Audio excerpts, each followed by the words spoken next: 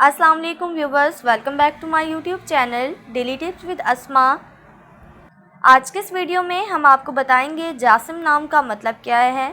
जासिम नाम का शुमार लड़कों के नामों में होता है।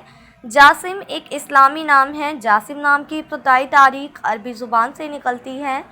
जासिम नाम के अफराद के लिए खुशकिस्मत नंबर 5 माना जाता है।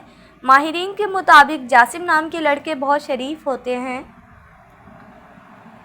जासिम नाम का मतलब है मजबूत और ताकतवर। जासिम नाम के लड़कों के लिए खुशकिस्मत दिनों में बुध और जुमे का दिन शामिल है। जासिम नाम के अफराद के लिए मुवाफिक रंगों में काला, नीला और सुरमई रंग शामिल है।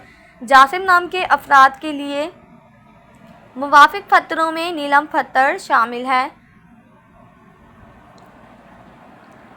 खुशकिस्मती वाली धातु में हिंसों के हिसाब से लोहा शामिल है। फ्रेंड्स, अगर आप अपने नाम का मतलब जानना चाहते हैं तो कमेंट बॉक्स में अपना नाम लिखें। इंशाल्लाह हम आपके नाम की वीडियो ज़रूर बनाएंगे। Thanks for watching. अल्लाह हाफिज़।